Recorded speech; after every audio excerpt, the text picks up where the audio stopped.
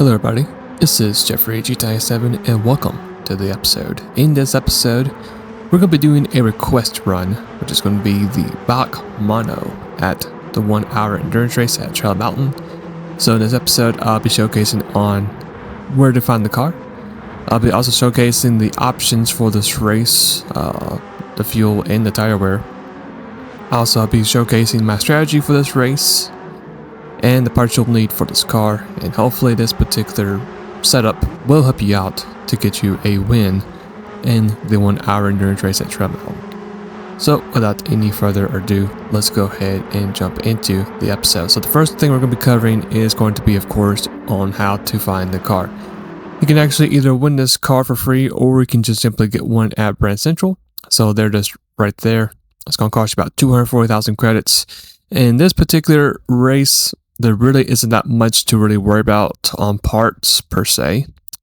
Once we get to the menu of this mission race, which is the same category with the 1 hour roadster touring car race we did the other day, there's the options right there. There's the fuel and tire wear max right there. The only things you need to meet, of course, is the horsepower, the weight, no nitrous or any overtake, and of course sport hard or sport mediums and sport soft tires are the only two compounds you can use for this particular race. I am going to be using for both my runs, or in my whole strategy, it's going to be using sport softs for this whole entire race. I think the mediums could probably work out if you're extending maybe one stint of the race a bit longer than the other, but I think doing the softs are probably a better choice. So there's the setup right there.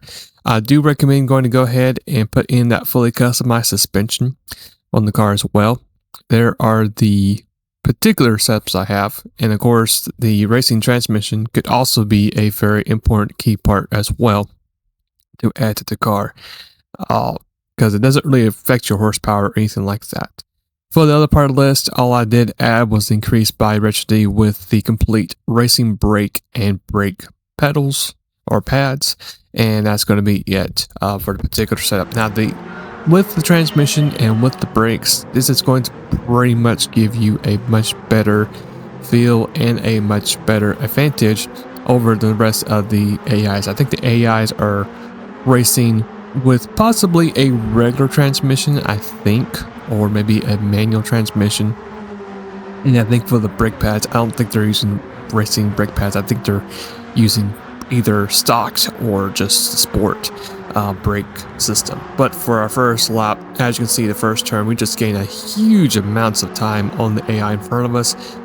Usually the first two corners, it's going to be pretty much going to be on how to really catch up and make up time on the AI. If you find yourself either close to the AI or you're about to pass them, you just got to be a little bit careful, because even though the car does feel pretty smooth through these corners, it does not really have the downforce compared to other cars. So just be on the lookout for that. As you can see, the car does in fact going to slide a little bit too, so there's going to be a little bit of oversteer in this car as well.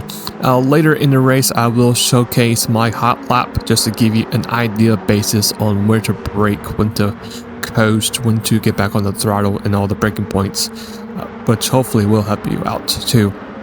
As we get down to this long main straight, we're going to try to make a move on the inside of this other opponent, which we got later in the brakes than they did, and we're going to successfully make the move, hugging the left side of the turn, and we're going to get up to 13th place. So we are slowly but surely making our way to the front, as we're going to try to get another place right there from the hot pink car. And we will make that pass work right as we approach this corner right here. And then for the last bit of the corner, we're going to just go down the hill. And then of course you have to navigate the very technical last chicane. And then of course you got the start finish line there. So Trail Mountain is actually one of those tracks you can pretty much have fun with. And you know, you can do testing with certain cars and figure out how they handle, how they are on top speed. It's a very balanced racetrack.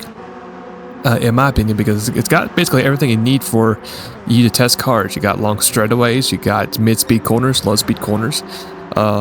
So yeah, As we now fast forward to lap number 6, this is going to be our lap to actually take the lead from the race leader. As you can see on the right side of the screen, there's our times, and I would say our times are looking very, very good for us. As you saw there, we made an easy pass for the guy in second place, and now all we got left is the race leader. And after that, we can be pretty much set free and just run as hard as we can with these tires and the car. The car overall itself actually felt pretty smooth, and the tires were actually holding up pretty nicely too.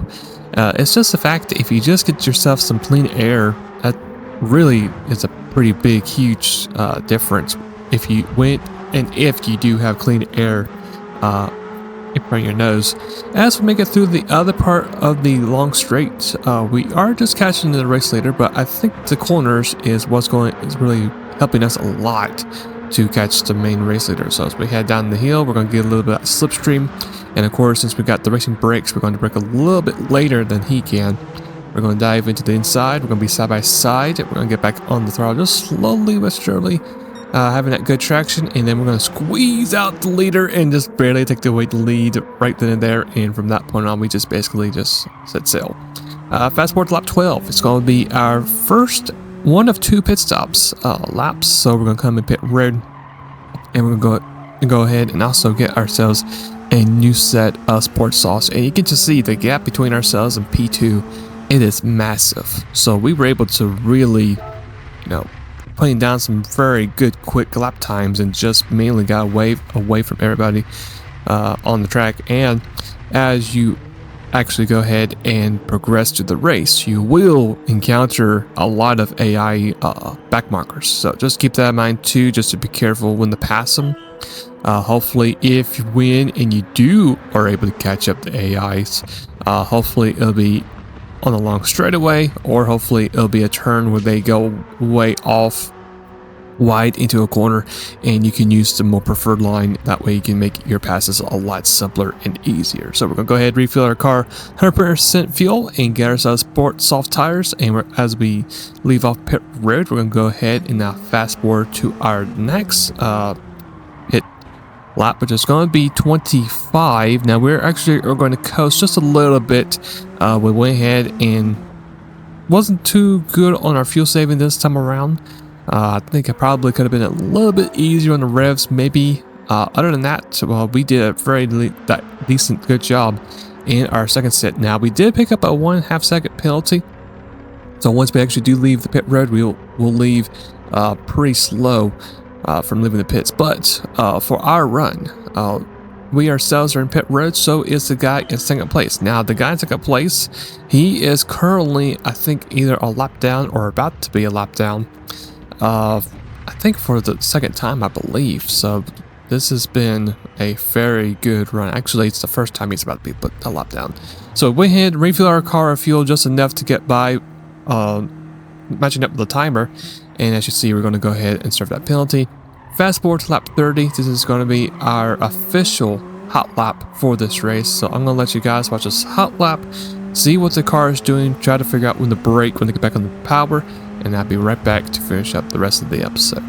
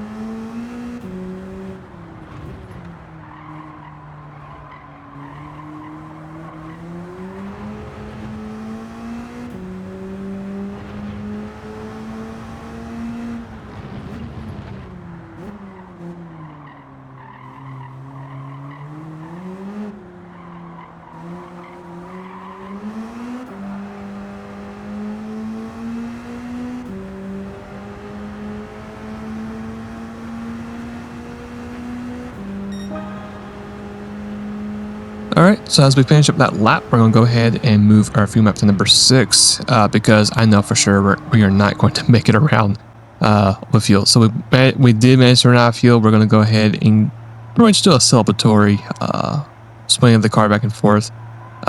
Very good overall time for us. We did about 30 laps around the track, I think, or it might be 31 in this particular run. So I was very pleased. We easily crushed our old previous record, which was 28 laps. So huge improvements in this particular race. And if you're curious on how that looks in the standings, we are now currently P6 for top 10 stars for this mission. So that's pretty cool. The strategy just worked out well for us. So I just say, just make sure you have the racing transmission. That way it'll be a bit easier to change your gears. And also make sure you have those racing brake pads and brake system. I think that those two parts right there really does make a huge difference. And of course, racing on sport soft side as well. So hopefully that particular strategy helps you out just in case if you're struggling in that one particular mission. And yeah, it was pretty enjoyable. Now that for the next episode, it's going to be quite a treat. Actually, we're going to be using the group form again. I had a request built to do this particular run, and we're going to be using the new F1 E-Space engine swap, which I don't recall if I've actually have done it as of yet or not. If I haven't, this is going to be hopefully a new cool build. So hopefully it will help out. We're going to be doing this at Tokyo Express 600, so I'm looking forward to that as well. So hopefully you guys enjoyed today's episode. If you would like to see any other particular builds for me to try out, you're more than welcome to put any suggestions below in the comment section below. And until then, I'll see you guys later and have a great rest of the day and take care.